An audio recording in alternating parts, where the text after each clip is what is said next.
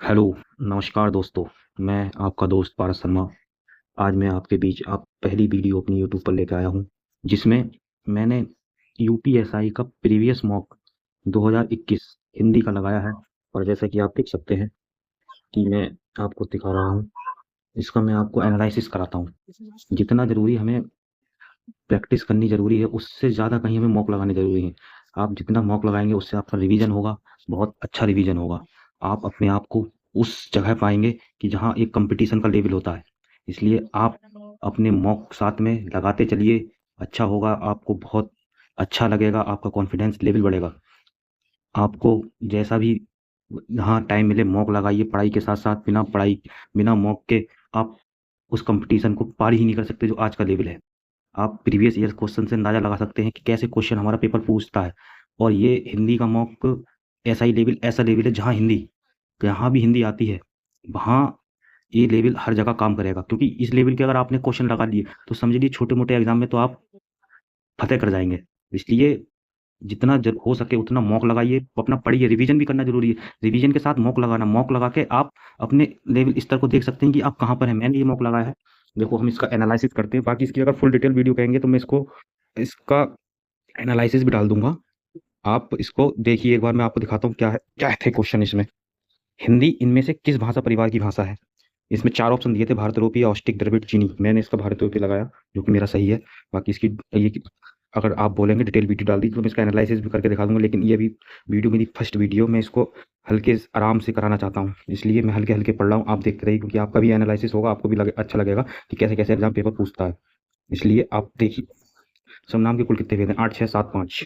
इसमें तो 6 6 आपको ज़्यादा पता ही होगा, क्योंकि पुरुषवाचक, निश्चयवाचक, अनिश्चयवाचक, संबंधवाचक, प्रश्नवाचक, निश्चयवाचक सर्वनाम हमारे 6 प्रकार होते हैं। नंबर 3 क्वेश्चन पूछा था, बाधा था विधु को किसने, इस काली जंजीरों से मणि वाले फणियों का मुख क्यों भरा हुआ है हीरो से? इनमें से कौन सा अलंकार है? मैंने इसका अतिशयोक्ति लगाया था, जो कि मेरा सही गया था।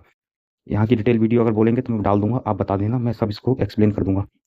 बीती भी जाग रही है, अंबर पनघट में डूबी रही तारा, घट ऊषा नागरी, इनमें कौन सा अलंकार है? इसमें मैंने रूपक लगाया, जो कि मेरा सही गया।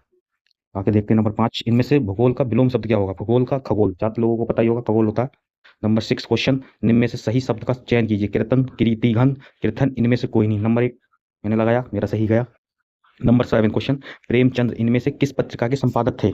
दिमनान, दिनमान, ज्ञानोदय। नंबर 3 आजकल। नंबर 4 हंस। आपको जहाँ तक पता, हंस पत्रिका प्रेमचंद जी की पत्रिका है, इसके संपादक हैं। इनमें से बादल का पर्यायवाची शब्द क्या होगा? नीरज, अनिल, नीरज, नीरजा। जहाँ तक सब लोगों को पता होगा कि नीरज बादल का पर्यायवाची शब्द होता है। 81% लोगों ने सही राइट करा है इसे। इनमें से शुद्ध शब्द कौन सा होगा? अध्येता, अध्येता, अध्याय, अध्येता। नंबर 1 अध्येता, नंबर 2 अधियता, नंबर 3 अध्यात्म, नंबर 4 अध्येता। तो इसमें नंबर 1 अध्येता बिल्कुल सही तरह के प्रकार से लिखा हुआ है। निम्न में से कौन सा शत्रु का पर्यायवाची होता है? आपको पता है शत्रु के पर्यायवाची? अरि। सब लोगों को पता होगा शत्रु का पर्यायवाची होते हैं आपके बैरी, दुश्मन, विपक्षी, विरोधी, प्रतिवादी, अमित्र, रिपु, ये सब आपके इसके पर्यायवाची हैं शत्रु के। नंबर 4 इनमें से किस उपन्यास की पृष्ठभूमि आंचलिक है? इसमें नंबर 1 कुरुकुरु स्वाहा, नंबर 2 कर्मभूमि, नंबर 3 मैलांचल, नंबर 4 मित्रों मरजानी। इस पर नंबर 3 क्वेश्चन, नंबर 3 ऑप्शन मैलांचल, ये बिल्कुल सही आंसर। अदरक का तलब क्या होता है? अदरक, अदरक, अदरक। नंबर 1 अदरक। इसका सही आंसर होगा अदरक। नंबर 13 क्वेश्चन, रीति काल को सिंगार रथ इसमें से किसने कहा था? ये मैं गलत कर गया। इसका सही आंसर विश्वनाथ प्रसाद मिश्र, लेकिन मैंने इसका रामचंद्र शुक्ल लगा दिया। कोई नहीं, आगे लगाते लगाते सब याद हो जाएगा। मॉक यही तो सिखाता है हमें कि कहाँ गलती कर रहे हैं आप। अगर आप मॉक लगा के अपना रिवीजन करेंगे, आपको एक अंदाजा लग जाएगा कि मैं किस किस टॉपिक में कमजोर हूँ। वहां से आप प्रैक्टिस करिए, अपने आप को मजबूत कर पाएंगे। नंबर 14 क्वेश्चन, इसमें से कौन सा तत्सम शब्द है? आंख, आंख, अंक, अंजूरी। अंक तत्सम शब्द है। इनमें से हिंदी के प्रथम सूफी कवि कौन थे?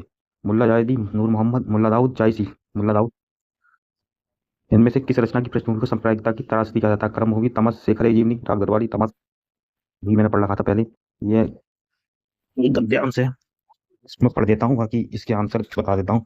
प्राचीन काल में जनक महाराज विदेह में राज करते थे। मिथिला विदेह की राजधानी थी। मिथिला नगरी में राजमहल के आसपास कोई 1000 सन्यासियों की पटकुटियां थीं। मिथिला के सिंहासन बैठने के बावजूद जनक को फकीरी का शौक था।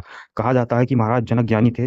वे इस तरह काज चलाते थे मानो स्वयं परमात्मा के विनयशील सेवक हैं। सुबह से शाम तक स्वयं परमात्मा के विनयशील सेवक हैं। सुबह से शाम तक सारे राज प्रबंध करते थे, शत्रुओं को पता करते थे, अपराधी को दंड देते, लोक कल्याण के लिए उपाय करते थे।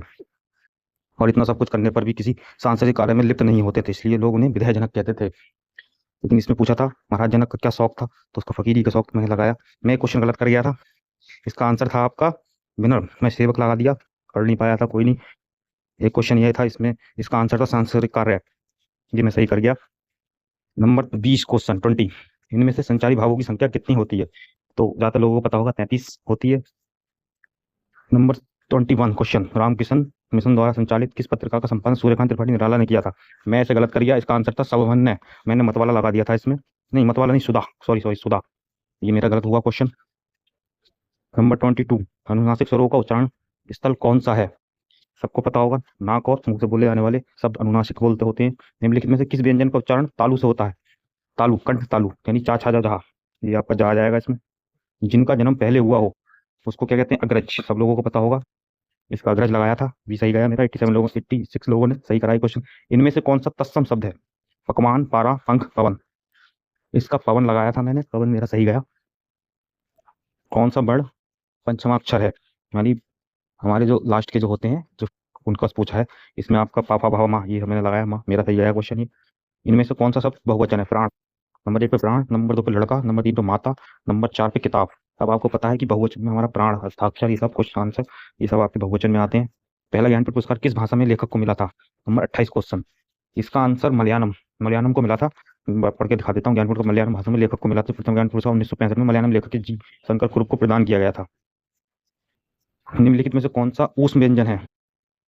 ऊष्म व्यंजन, सा सा सा, जहां तक आप सब लोगों को पता होगा, ऊष्म व्यंजन, अंतर व्यंजन, जो ऊष्म व्यंजन में 4 होते हैं, सा सा सा हा, हा लगाया मैंने, इसका सही गया। वीर रस में इनमें से कौन सा गुण की प्रधानता है? ओज, प्रसाद, माधुर्य। इसका आंसर मैंने लगाया ओज, और जो कि मेरा सही गया था। ये मुझे जहां तक पता नहीं था, मैंने एक तुक्के से लगाया, लेकिन मेरा फिर भी सही क्वेश्चन आंसर हो गया। नंबर 31 31, इनमें से कौन सा शब्द नदी का पर्यायवाची नहीं है? निगमना, सरिता, आप, आपका, आपदा। निगमन नदी का है, सरिता भी नदी का है, आगबा आपका भी नदी का है। जो आपदा है, आपदा नदी का नहीं है, सब लोगों को जहां तक होगा पता ही होगा। मागधी अपभ्रंश से संबंधित भाषा इनमें से कौन सी है? अवधी, ब्रज, बांग्ला, बंगारू। आपने अगर साहित्य अगर सही से पढ़ा होगा तो बांग्ला, बांग्ला मागधी अपभ्रंश का संबंधित भाषा में संबंधित है। बाकी मैं इसकी, अगर आपका रिस्पॉन्स रहेगा, अगर आप बोलेंगे तो मैं इसको एनालिसिस पूरी तरीके से करके दिखाऊंगा, जो कि मैंने अभी तो शॉर्ट फॉर्म में बना दी, वीडियो बनाई है आपको दिखाने के लिए। भारत में भाषा का आधार पर सर्वप्रथम किस राज्य का गठन हुआ? सब लोगों को पता, आंध्र प्रदेश। नंबर 34, हिंदी में मूर्ता कितने बड़े होती है? बच्चों को पता होता है क्वेश्चन। 52, परंपरा से चली आ रही बात को क्या कहते हैं? नंबर 1 अपकारी, नंबर 2 पर अनुश्रुति, नंबर 3 पे लोकोक्ति, नंबर 4 पर श्रुति श्रुति। अनुश्रुति सही है इसका आंसर। नाक का बाल होना, अधिक प्यारा होना, इसका आंसर सब लोगों को पता होगा, अधिक प्यारा होना। चंदायन, इनमें से किस लोकायत पर कथा पर आधारित है? मैं इसका गलत कर गया था, इसका आंसर आपका है चनैनी, मैंने लगा दिया लैला मजनू, जो कि मेरा गलत हुआ, कोई नहीं, मौका लगा लगा के ही सीखेंगे। इनमें से आसमान का पर्यायवाची शब्द कौन सा है? व्योम, आसन, रसाल, केतन। आसमान का पर्यायवाची इसमें व्योम, वैसे ही है। 83 लोगों का राइट है इसमें। आप देख रहे हैं कंपटीशन किस लेवल का है। इनमें से समष्टि का विलोम शब्द बताइए? समष्टि का व्यष्टि, बिल्कुल राइट आंसर, 81 लोगों ने सही राइट करा है। इसलिए मॉक लगाना बहुत जरूरी है, कहाँ आपकी कमजोरी सब आपको पता चल जाएगा आपसे। लास्ट क्वेश्चन, खेत रहना मुहावरे का क्या अर्थ है? नंबर 1 पे खेत की रखवाली करना, नंबर 2 पे खेत में काम करना, नंबर वीर गति पाना। इसका वीर गति पाना, जो कि मेरा राइट क्वेश्चन हुआ था। अब मैं आपको दिखाता हूँ मेरे कितने क्वेश्चन राइट हुए। 36, 4 मेरे क्वेश्चन गलत हुए। मैं इसमें मार्क्स दिखाता हूँ, मेरे मार्क्स क्या बने। सही बोलेंगे फिर भी सही है एक।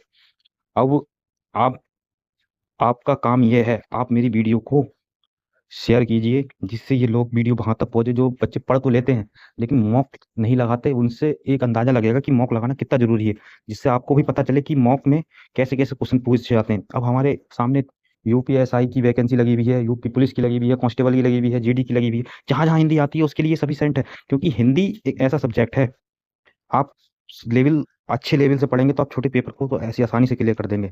इसलिए मेरी वीडियो अगर आपको अच्छी लगी हो, वीडियो को लाइक कीजिए, चैनल को सब्सक्राइब कीजिए, क्योंकि मैं ऐसी वीडियो समय समय पर डालने का प्रयास करूंगा। धन्यवाद। आपका दिन मंगलमय हो। शुभ।